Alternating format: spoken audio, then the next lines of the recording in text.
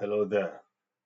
Well, I'd like to welcome you once again to this edition of our hotel management application, uh, documentation, and video demonstration. All right. So in this video, we're going to look at the branch side of the back office.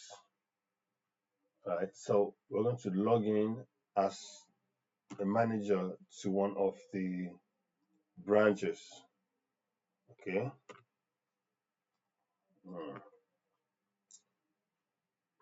So here we have the overview of the branch dashboard. All right, so branch has a few roles and permissions.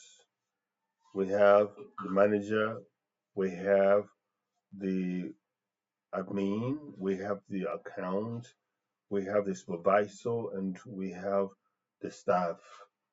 All right, they all have different access to the dashboard, and what they are able to access is dependent on the level of permissions they have.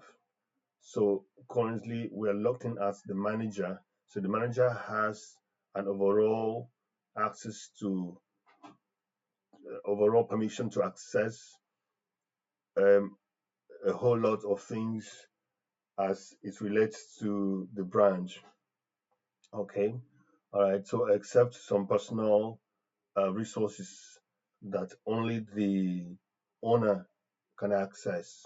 But as far as the other resources are concerned, the manager has the overall permission to do that. So, because we have a lot, and if you look at the sidebar, you will see a lot of items here, and we're going to be handling in such a way that we'll handle one item at a time, and we'll build the video around that. Okay, because we do not want to keep, we don't want to do a very long video. We just want to break it down, you know, narrow it down to each of the items. Okay, having said that, so I want us to start with the inventory. Yes, the inventory management, and we have the inventory list. This contains the list of the inventories available for this branch, the inventory that has been created by this branch. Okay. All right. So we have the ability to export and delete and search. Good. And if you click on this, you have access to that inventory detail. All right. Good. And you can as well edit that inventory. Good. So you modify which of any one that you want to do, modify, and then click on the update inventory, and that will take care of that. Good. So we'll come back to categories, inventory categories. All right. So we have inventory categories here as well. We can add a category, you can export, you can also click and delete anyone. Okay. So we're going to start up by adding an inventory category. All right. Okay. So we click on add. Okay. So let's say we want to add a category name. Okay, so housekeeping and cleaning supplies. Then we'll add the category description. Good. Then we click on create category. All right, inventory category created. Good. And so we have added that. This is the category that we have just added. All right, so next we're going to create an inventory. from that category that we have added. Good. So you click on add inventory. Click on the add inventory. Let's say we select the category we've just added, housekeeping and cleaning supplies. All right. So what do we need? Okay, items could be like soap.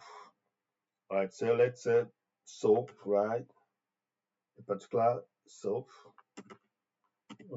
Good. Soap. Good. Units is going to be cartons, right? Cartons. Unit price. Let's say a carton is um maybe a carton is 4,000. Good. All right. So quantity. How many quantities are we stocking? Let's say we have 100 cartons, right? Then we have set a minimum threshold so that we'll be able to uh, get a notification when it gets to that point. So we do not totally run out of the inventory. So we set it to when it gets to 10 cartons, then we will want to stock more. All right. So the supplier's name, because who supplies, the address, um, the city, then the state. Okay, we've selected this. Then we select the date of purchase. Okay, so we click on in create inventory. All right, inventory created successfully, and it takes us back to the inventory list. And this is the inventory that we've just created, the category, the quantity in stock. It is in stock right now, cartons, and all of that. Good.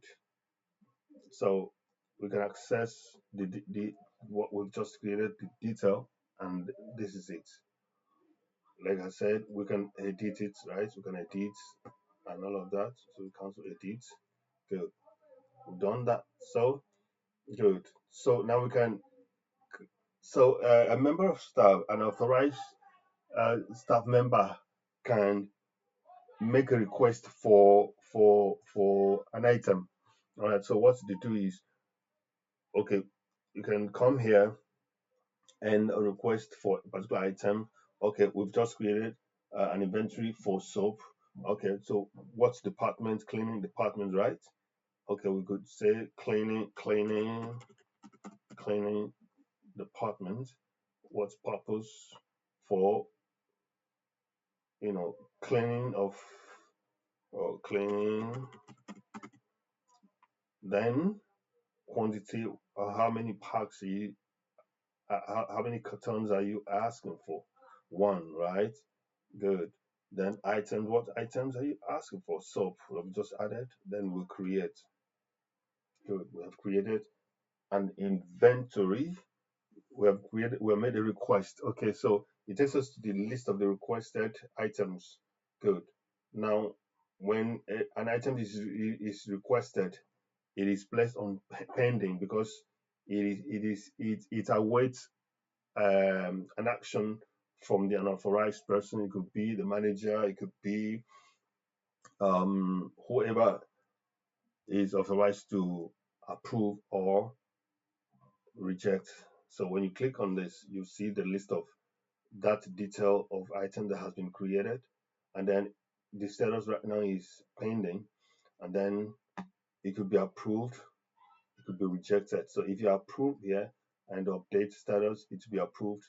Click on here, it will be rejected. So an item that has been here, we have edit, we can edit that request as long as that item has not yet been attended to, like approved or rejected. It can be updated, but once it is updated, once it is approved or rejected, it cannot be updated anymore. All right. Okay, so I think that's just all about the inventory management. All right, so see you in the next video when we'll be talking about one of the items here. All right, thank you so much for watching.